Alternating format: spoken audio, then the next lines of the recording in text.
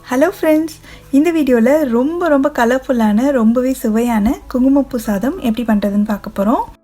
இது வரைக்கும் நம்ம சேனலை சப்ஸ்கிரைப் பண்ணாதவங்க இப்போ சப்ஸ்கிரைப் பண்ணிவிட்டு பக்கத்தில் உள்ள பெல் பட்டனையும் கிளிக் பண்ணிக்கோங்க. இதுக்கு ப்ரெஷர் குக்கர் சூடு பண்ணி அதில் 2 டேபிள் ஸ்பூன் அளவுக்கு வெண்ணெய் சேர்த்துக்கலாம். வெண்ணெய்க்கு பதிலாக நீங்கள் நெய் வேணும்னாலும் சேர்த்துக்கலாம். இப்போ இந்த வெண்ணெய் நல்லா உருகினதுக்கப்புறமா 2 பிரியாணி இலை, 1 துண்டு பட்டை, 3 ஏலக்காய், 3 கிராம்பு, சின்ன துண்டு ஜாவித்ரியை இந்த மாதிரி க்ரஷ் பண்ணி சேர்த்துக்கோங்க. இது கூடவே 1/2 டீஸ்பூன் அளவுக்கு ஷாஹி ஜீரா. இது ஒரு நல்ல ஃப்ளேவர் கொடுக்கும். ஷாஹி ஜீரா இல்லாட்டி நார்மல் சீரகம் கூட சேர்த்துக்கலாம். நல்லா கொஞ்ச நேரம் அந்த வெண்ணெயிலே பொரிய விட்டுட்டு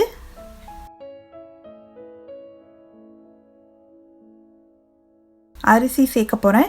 நான் 1 கப் பாஸ்மதி அரிசியை நல்லா கழுவிட்டு ஒரு 15 நிமிஷமாக தண்ணியில் ஊற வச்சுருக்கேன். இப்போ அந்த தண்ணியை நல்லா வடிச்சிட்டு அந்த அரிசியை மட்டும் சேர்த்துக்கலாம்.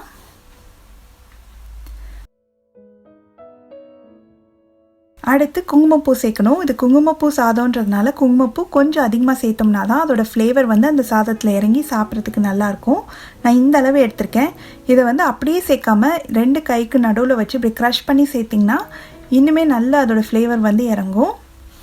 இது கூட ஒரு 1/4 டீஸ்பூன் அளவுக்கு மஞ்சள் தூள், இதுக்கு தேவையான அளவு உப்பு,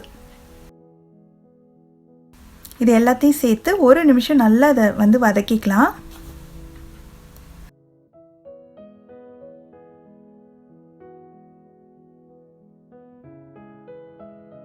நான் 1 கப் அரிசி எடுத்தேன். இந்த அளவுக்கு 2 கப் தண்ணி சேர்க்க போகிறேன். இந்த அரிசிக்கு 2 கப் தண்ணி கரெக்டாக இருக்கும்.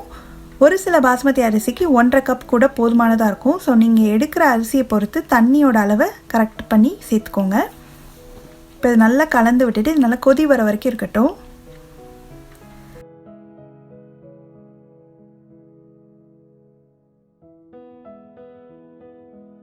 இப்போ கொதி வர ஆரம்பிச்சிருச்சு. இப்போ ப்ரெஷர் குக்கரை மூடி வச்சு ஸ்டீம் வந்ததுக்கப்புறமா வெயிட் போட்டு மீடியம் ஃப்ளேமில் 2 விசில் வேக வச்சோம்னா கரெக்டாக இருக்கும். இப்போ 2 விசில் வந்துருச்சு. ப்ரெஷரும் நல்லா குறைஞ்சிருச்சு. இப்போ திறந்து பார்க்கலாம். ரொம்ப கரெக்டாக வெந்திருக்கு. அரிசிலாம் நல்லா கரெக்டாக உடையாமல் நீளமாக வந்திருக்கு. இப்போ இதில் கொஞ்சமாக பொடியாக நறுக்குன புதினா இலையும் கொத்தமல்லி இலையும் சேர்த்துட்டு இதை மெதுவாக நல்லா கிளறி விட்டலாம். இந்த மாதிரி கடைசியில் புதினா கொத்தமல்லி சேர்க்கும் போது இதோட ஃப்ளேவர் இன்னுமே ரொம்ப நல்லாயிருக்கும்.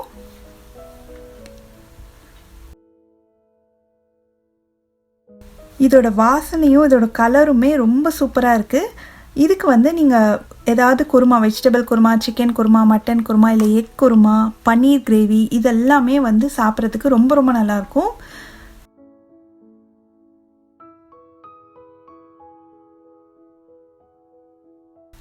அவ்வளோதான், ரொம்ப சுவையான குங்குமப்பூ சாதம் ரெடி ஆயிடுச்சு. நீங்களும் இந்த ரெசிபியை கண்டிப்பாக வீட்டில் ட்ரை பண்ணி பார்த்துட்டு எப்படி வந்ததுன்ற கமெண்ட்ஸை மறக்காமல் ஷேர் பண்ணுங்கள்.